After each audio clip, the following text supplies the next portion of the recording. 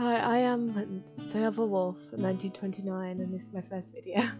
Sorry if I'm a bit nervous as this is my first video, and I hopefully you enjoy this video. And if you enjoy it, leave a like. The port was surrounded by low cottages, and I had been standing there gazing at the best sailing vessels in the world, studying the solid masts and light blue sails. I remember racing up and down the ship's length, as a child with my father's hat cocked on my head. How I would stand at the helm, pretending to be the ship's captain, a fearless discoverer of new world lands. The terror of the seas. I dreamt of one day taking my father's place. The sea called me, and so I was determined to become a sailor. Having graduated to Maritime Academy, I was close to realizing my dream. I vividly imagined myself returning home only to promptly set off on my own voyage. The tears welled in my eyes, but I quickly dried them. That's when I heard a little boy's voice behind me. Look, Daddy, that... I keep making it with a posh voice. Look, Daddy, that ship has such unusual sails. Is it magical? No, son, it's just a regular old merchant vessel. However, there's rumor that the ship brings an unbelievable look. Uncle Savadi owned it. Do you remember him? He's the man who gave you sweets last week. Sailing aboard the ship with light blue sails, his daughter at his side.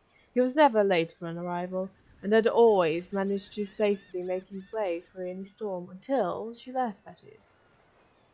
Until she left? The words echoed in my ear. The boy smiled. But Juicy is nice. He'll let me sail on his boat, won't he?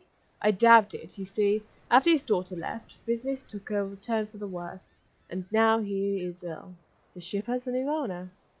Uncle Savadi sold it? Not exactly. He had to give it away to solve his problems. At that moment the man noticed me.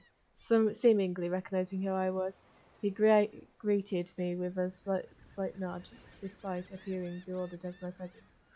The little boy continued asking questions about the ship, but his father led him away in an attempt to not embarrass me any more than he already had.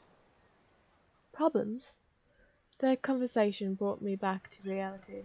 I recalled why I had come to the port. Father's most recent business dealings had been very unsuccessful. As a result, he was plunged into debt and forced to sell off his ship. Discouraged by the events, he fell ill. I needed to help him. Forgoing my studies, I had returned home, leaving behind my childish desires and silly dreams of discovering new lands. Why did Father indulge me so, allowing me to study cartography after I had finished the academy? Why did he conceal the state of his affairs? To hell with the unnatural waves that force ships off course. To hell with my studies. To hell with Viardo. As soon as as father abandoned his affairs, Viardo swooped in and stole both the ship and our debt agreement, thus leaving us penniless. We had only 6 months of remittance left to fully repay our debt. I could do that. I would save us and the Diasa. I had decided to meet with Andreas Viardo and convince him to give back the ship. I needed to hurry. He'd always hired a captain and crew. The next day, the Diasa would embark for Tapas, Viardo's hometown where his family's estate resided. I had to act immediately. Once again, I glanced at my ship, and then determinedly directed my steps towards the Viardo & Co. headquarters. I knocked on his door, but there was no answer. Strange. Was it closed? I pulled the handle and the door opened. Peering in, I saw Viardo sorting papers while sitting at his desk, his eyebrows furrowed as he focused on the task. Hesitant to speak, I took a deep breath and knocked again, harder this time, and then I coughed loudly. "Who's there? Come in!" He failed to look up. "Good afternoon, Monsieur Viada. I am Louisa Savadi, daughter of Jusian Savadi. I would like to talk to you about our ship." "The ship isn't yours anymore." He glanced at me and then turned back to his papers.